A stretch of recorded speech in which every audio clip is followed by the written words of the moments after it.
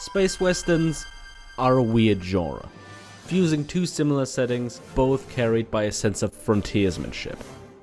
And while it has its origins in the golden age of ray gun fiction that was the 1930s, it for the longest time was shunted and even sat out the true golden age of popularity for both the western and sci-fi genres that was the 1950s and 60s.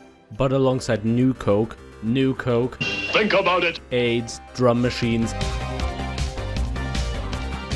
and big stupid fountains that remind me of Captain Planet, space westerns really did become a fixture of the neon-lit 1980s, finally legitimizing themselves as a subgenre of science fiction. Partially due to the popularity of Star Wars, but also because brightly colored Back to the Future 3 cowboys on chrome horses were the ideal thing to sell to children. Haven't you ever seen a western? Yeah, I have, Doc. And Clint Eastwood never wore anything like this. Bruh. Fitting in with other aesthetic ideals of the era, and combined with the omnipresent sense of 50s nostalgia that the 80s practically oozed with, pun intended, who came in the sink? You have the ultimate conditions for the revenge of the space westerns. Pew pew pew pew pew pew. I am personally quite fond of this subgenre, partially because of my own aesthetic preferences, and because on a baseline it's just admirable to see something struggle with the task of having to do both sci-fi and western right. But even though I like the concept, even I can't properly define it, so let's go on a little tangent to show what I mean. Technically it should be obvious what a space western is, right? A western set in space, right? You know, until you realize that it's a little more than just a catchy term for sci-fi western, and space itself is not necessarily required, right? Which should make you ask the question, what is the difference between a space or sci-fi western and a simple sci-fi story taking place in that sparse, loosely populated deserty area of the US? You know, your Full Throttles or Planet of the Apes. After all, westerns often stress the harshness of the wilderness and frequently set the action in an arid, desolate landscape of deserts and mountains, where the landscape plays an important role, presenting a mythic version of the plains and deserts of the American West. Couldn't you call anything set in the northwestern Americas, which heavily uses the terrain as sort of a vast, desolate backdrop, a western? Isn't Vegas just an oversized watering hole? Your people never will understand the way it works out here. You're all just our guests, but you act like you're at home. Let me tell you something, partner. You ain't home. Is a western only a western if it plays lip service to the tropes and preconceptions we have about it, even if westerns themselves have always cross-pollinated with other genres? Can there even be such thing as a space western if western is locked in a certain time?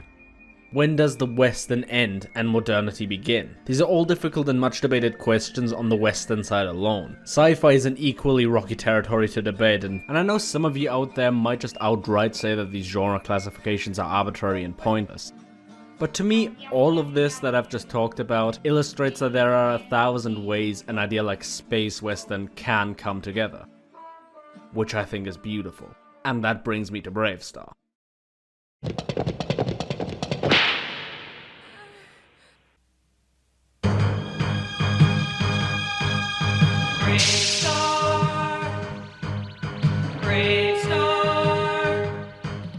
In a distant time and faraway place, the planet of New Texas floats deep in space. Sky of 3 suns, land of precious ore. The Carrion Rush brought outlaws by the score. Bravestarr, in many ways, personifies animation in the 1980s. Running 65 episodes from late 1987 to early 88, followed by a prequel movie, which is what I'll be talking about first, because it was meant to kickstart this whole franchise. It is the final noteworthy project of Filmation, the people who made He-Man, and a bunch of other shit nobody cares about, honestly. My, you're such a gentleman. Don't ask me to explain Filmation, Ghostbusters. That's a pit of hell that we'll never get out of. What? And like He-Man, Bravestarr was conceptualized to be a toy vehicle for a line of action figures and playsets, and Neutralaser, Laserfire, Bravestarr, and Tex-Hex. Each sold separately, batteries not included. laser guns, okay. due to He-Man's success creating a demand at Mattel for a follow-up to that franchise. Set in the year 2249 on the planet of New Texas, the show follows the titular character, Space Marshal Bravestarr. And you know you're in for some shit if you're not sure if Marshal Bravestarr is either the name or the job title of the main character. Maybe his actual first name is Steve, I don't know. Anyway, Steve Marshal Bravestarr is a Native American of an unspecified tribe, with what is essentially superpowers with a nature motif, granted to him by the shaman of said tribe, just known as shaman. The two of which are its only survivors after being forced into space by a mystical force, only known as the Bureau of Indian Affairs, after somebody wanted to build a pipeline on tribal land. Which they then decided was too spicy, so they changed it to a skeleton cow demon by the name of Stampede. Bravestarr and the shaman separate and the tribal ship gets encased by meteors and turns into a giant red stone metal spaceship totem pole thing, being started by the actual natives of the planet, the Prairie People.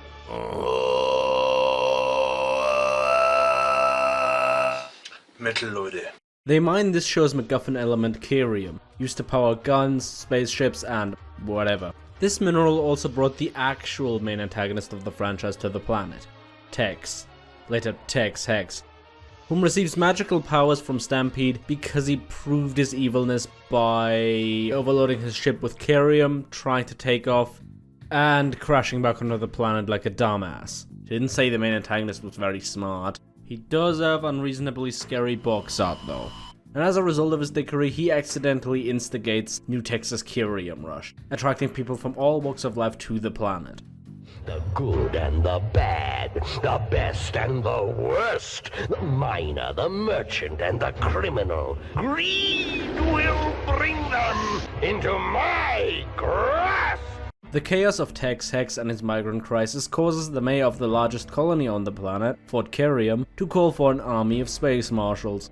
But they only send one. Suicide is badass. And he's introduced staring straight at Shorty and them birthday cakes. Nice going. Actually, this is Judge J.B. McBride, although I like to call her Jim Beam. Both of them are tasked with bringing law and order to the planet. And how well are they doing at that? Well, Tex, during the first scuffle, actually paralyzes Bravestarr, sends him away to die on a runaway hoverbull bike, leading to McBride getting lost, lusted after by furries, and dragged down a hole to babysit Fuzz, one of the little subhuman mole men, and professional redditor. So yeah, not good. But while that happens, Bravestarr, having reunited with the shaman, Shaman. has a magical manly powering up moment. Now I may unlock the 4 great animal powers born within you. You are Bravestarr, hero of New Texas. And gets sent off to retrieve a weapon. But I have weapons. Mere toys. Batteries not included. You from Mattel. You need a great weapon, one that you may trust with your life. And you shall find it there. But it will not be easy to obtain. Nothing's been easy so far. Which is one of my favorite moments in the entire franchise, because enter one of my favorite elements of this entire thing. The mystical and mysterious ancient horse race, and 3030. Sure are a funny looking horse, aren't you, boy? The weird teal cyber robo techno horse Equestroid, loosely based on David Lee Roth, and voiced by Tailspin's Baloo. You did not seem evil, so I gave you a chance. Combining the aesthetic elements of a cool steed for our cowboy hero with a genuinely cool, strong and entertaining sidekick.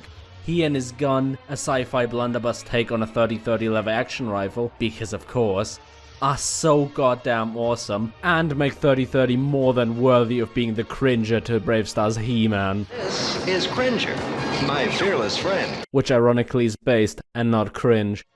Even the people working on it thought so, as his design really allowed them to get big with the body movements and expressions. in contrast to the mostly photorealistically proportioned humans. He could change from a mechanical horse into this humanoid kind of figure. Everything about it was fun to me. I liked the relationship between the hero and his steed. He had good lines, drawing him was fun, animating him was fun, the relationship was fun. Everything about that was what I really looked forward to on the feature. And it's on display every time he's on screen. This is why we anthropomorphize animals in cartoons, people. This is why. Although I really don't like them haphazardly giving him fur-colored fingernails sometimes. That's just weird. Bruh. But for as much as this design lends itself to 2D animation and illustration, it looks fucking stupid in toy form. Like, look at this. Fuck the police coming straight from the underground. As to his character, I would call 3030 basically this franchise's Knuckles the Echidna. He's the designated big guy with the big gun, certified 100% meathead. His hot-headedness and short temper do really complement Bravestarr's mild manners and mostly good-natured attitude though. You all right? Figure you knocked some sense into me. Guess I owe you one. Nah, I say we're even. Nope, not yet. In fact, it's pretty clever for them to have become partners through this back and forth fight, as it feels realistic and definitely in character, and shows that they need each other to keep balance. In fact, in case you didn't already figure it out, the true weapon he was sent to retrieve was friendship. Aww. And also technically the Sci-Fi space gun.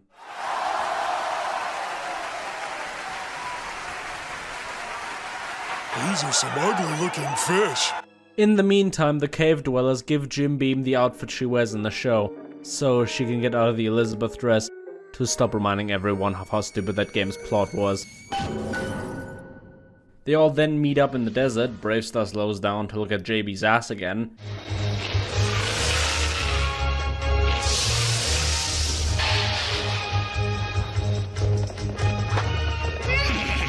Why, you got nerve. They fight the other losers using shots clearly made for the intro. Bravestarr punches the giant Tex.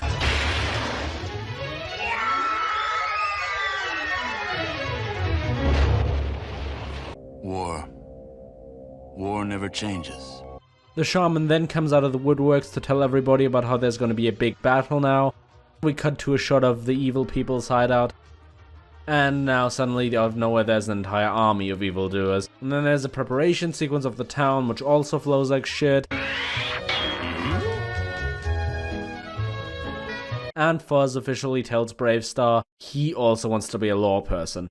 Ooh, you and JB law people, and you helps make bad things good. I wants to make bad things good too.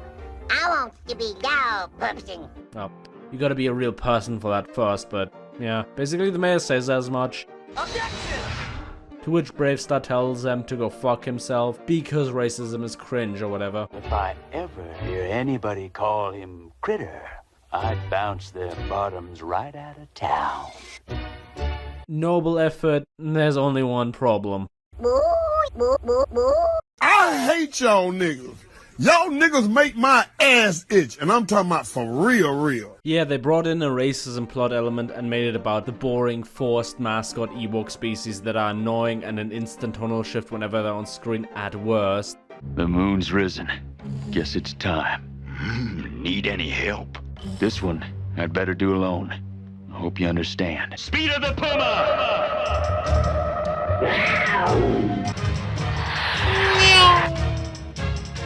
Oh, meow, meow, Tootie, we gonna be letting him go all by himself? And bland and boring, at best. Boo boo.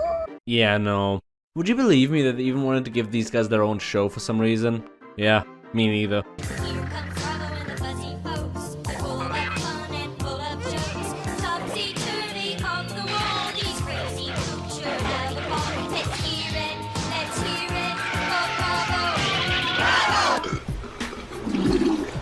And you know they're getting desperate when they have to hire shadow demons for self-aggrandizement. I don't know if this is going to come across as too dramatic, but to me these things represent the weird tonal shifts Bravestarr as a whole goes through best. They're like what you'd get if you tried to congeal the weird tonal inconsistency and kind of crap factor present in almost all of Filmation's products into a single element of the world. I mean, of course it's not as simple as that. There are plenty of other examples of the aforementioned inconsistency, like the obligatory funny Undertaker character, Suicide is money. or some of the other goofiness that kind of muddies what Bravestarr is in terms of tone. But they are the most concise example of what was wrong with Filmation and a lot of other American entertainment at the time. Or to put this another way, they're kind of like Jar Jar. And just like Jar Jar, they're the key to all this. Jar Jar is the key to all this. To illustrate how out of place that whole business is, we have a heartfelt scene of JB telling Bravestarr that she's worried she'll never see another sunrise again because of what's coming. Tex-Hex and his gang will be damaging the place enough as it is. Oh, I know. I'm sorry. It's just that I'm... Scared? I know. Me too. You're afraid? Of course. Did you expect me not to be? Anyone who says they aren't afraid just before a fight is either a liar or not telling the truth. JB, I can't promise you victory, but I can promise you that I'll do my best to protect you and the people of Fort Carrion. That's good enough for me. Thank you, Bravestarr.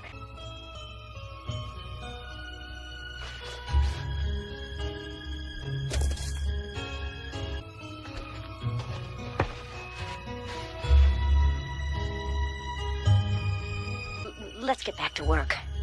You're the judge. Just take it easy on the equipment.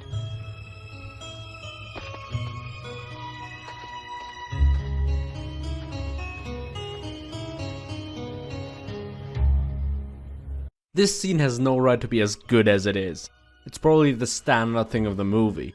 Sure, what you just saw was something I cut around to make it flow better and to cut out some of the weird dead air, but the building blocks are there, and it's only contrasted by the gonzo shit that's gonna unfold, as we just go back to Tex and his army of buffoons flying towards Fort Carrion in a Pink Floyd's The Wall Wizard of Oz kind of way. Bravestarr intercepts them, they have a cool fight sequence, and after Tex-Hex failed to summon a golem,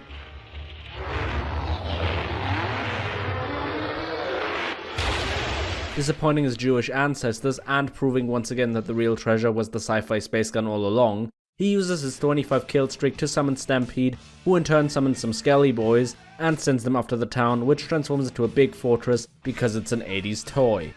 Shaman says he's gonna kick Stampede's ass for killing his people. The moment has come, evil one. Stampede says Sean. Yes? I mean, no. And Hadouken's Shaman's 80s sneakers wearing ass. Drip. Bravestarr Sonic runs after him, but Tex transforms into a flying skull and swooshes away to intercept Bravestarr. It's the lost soul. Then they fall down next to obligatory climax cliff, and Bravestarr just crushes Tex's foot.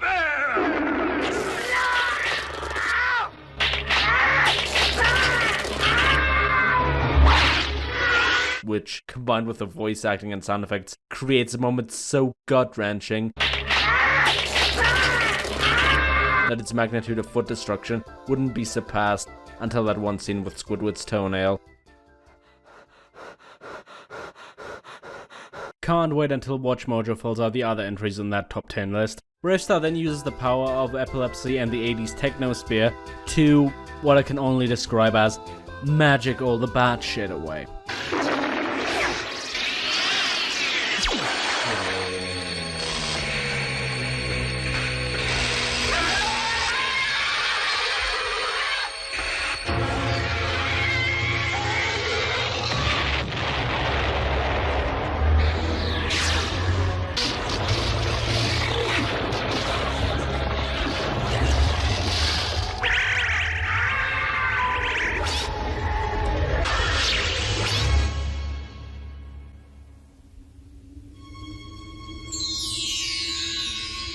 Good has triumphed at last. I can rest. Bravestarr then grabs JB, gives Foz his star, thus assuring that his people have representation and are allowed to freely boost VCRs in peace for years to come.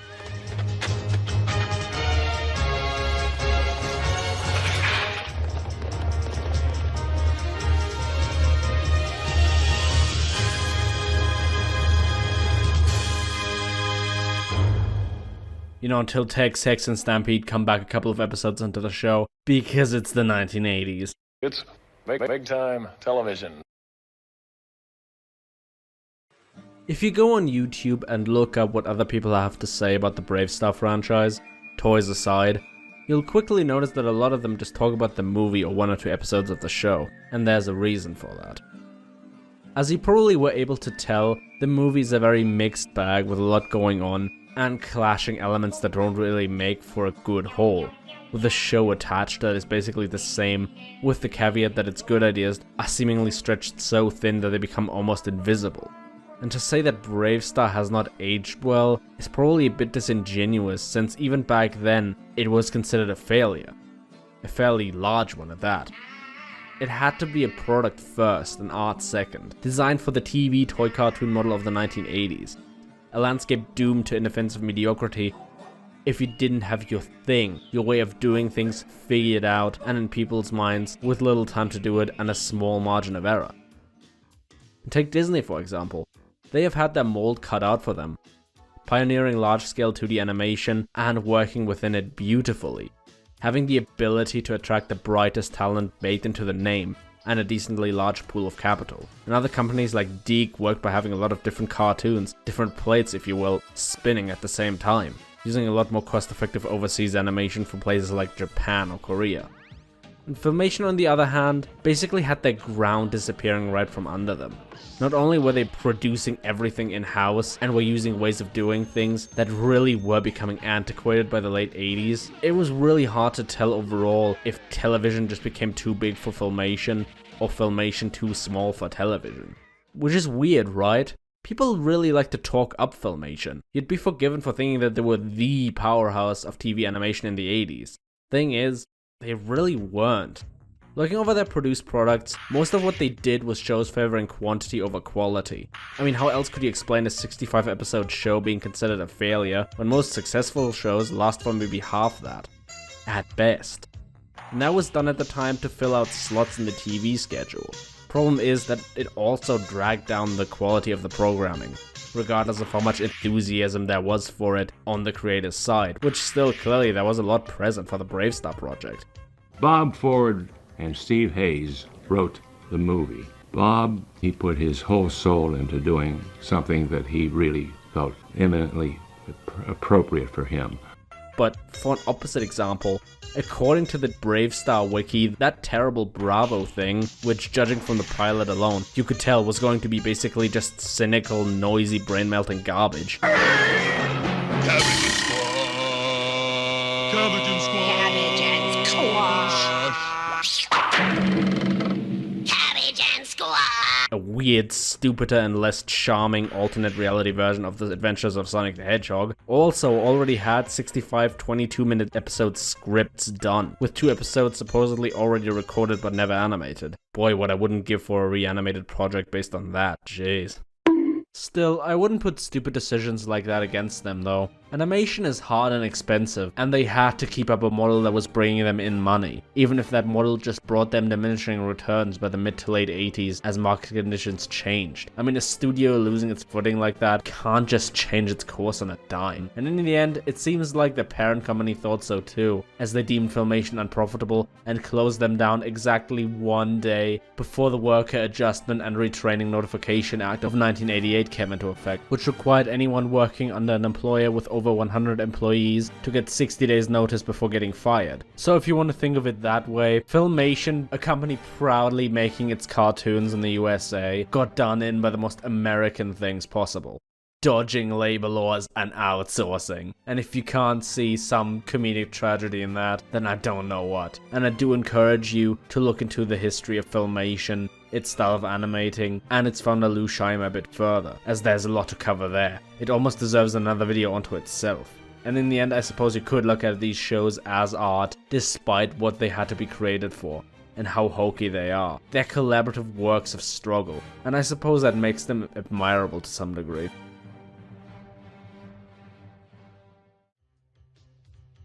Bravestarr was made by people who clearly wanted to entertain, knew how to do it, but had to make the best out of the situation and resources that they were given.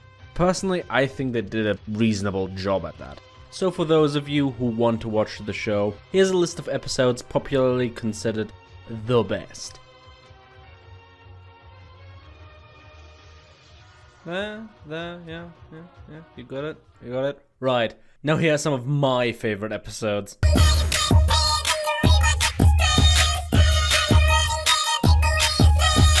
Texas Terrible Night. This one's funny because it outright declares itself pointless. Actually, a lot do that. But in this one, they do the whole Christmas Carol shtick with the pseudo time travel, the ghosts, and the whose grave is this? Whose grave is this? Whose grave do you fucking think? He takes you to the future and shows you a grave. Like, whose fucking grave do you think he's gonna show you? Asshole. You know, that thing? It's my grave. It says Tex Hex. Shaman! It's my... Shaman!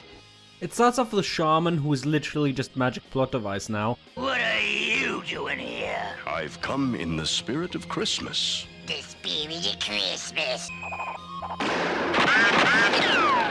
What's... Showing Tex Hex his ex, who is implied to get killed by the attack that he's currently planning. Soon, she and Joshua will arrive in Fort Carrium for the Christmas celebration. Fort Carrium? On Christmas Day? They can't! It's the day of a big attack on the town! Then you will risk Ursula's life again. I don't have any choice. I think you do. Thus starting the Dickensian bit. And once the Dickensian bit is over, he goes and shoots Stampede's Voldemort cloud form.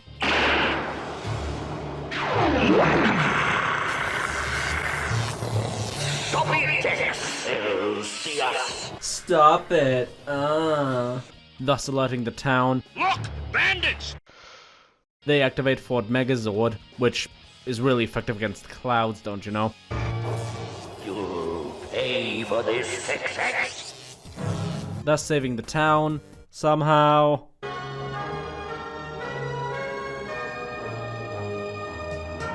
Merry Christmas, Ursula.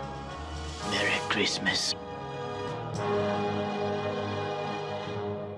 Then Bravestarr comes out and says there's good people in real life, but Tex Hex will be back doing evil stuff tomorrow because he's just a character in a show. I reckon you're right, Shaman. Tex Hex will be as mean a critter as ever tomorrow. But remember, he's only a character in a show. In the real world, if you look for the good in people, you just might find a new friend. Try it.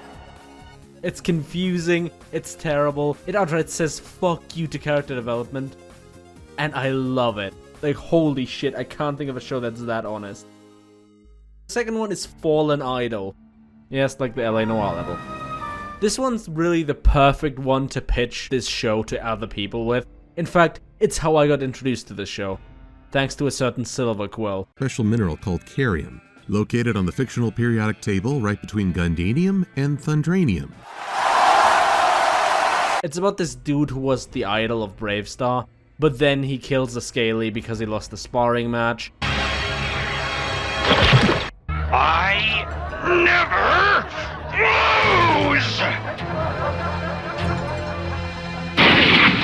lose! Becomes an outlaw, teams up with Tex Hex. Knock, knock. Come on in, doors open. There's plenty of action, all the characters have their moments, and it ends with a really good Wild West standoff and a good message. How? How could you? You were my hero.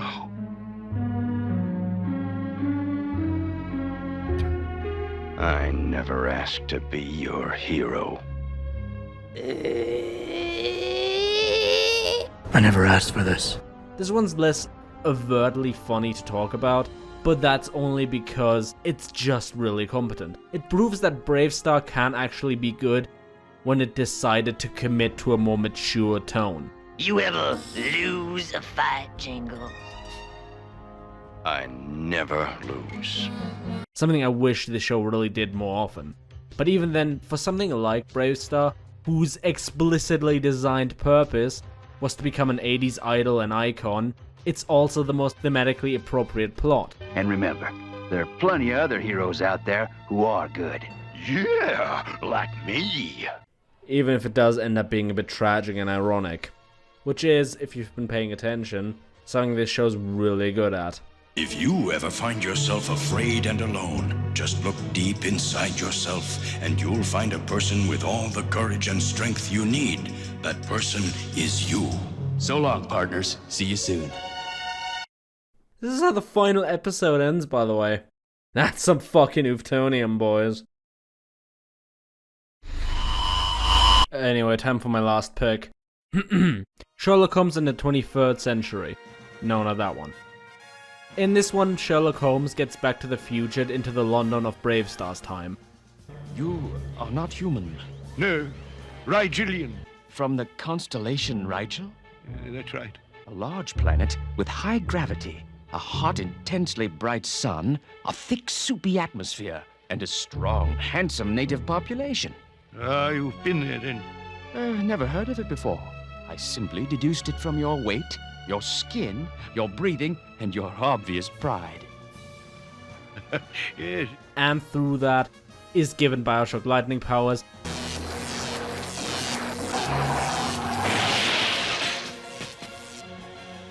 Yes, definitely useful. And it ends with the starfield from Mass Effect 3. Mother! Father! You came for me! You heard my song! You came for me! This is amazing. Frida must be like your Earth caterpillar, which transforms into a beautiful butterfly. What? This one is fucking bonkers and you should totally watch it. It doesn't fucking matter. It's so fucking weird. And as I love it. It goes from a more teenage adventure novel feel. You monster! You killed her! Come down from there!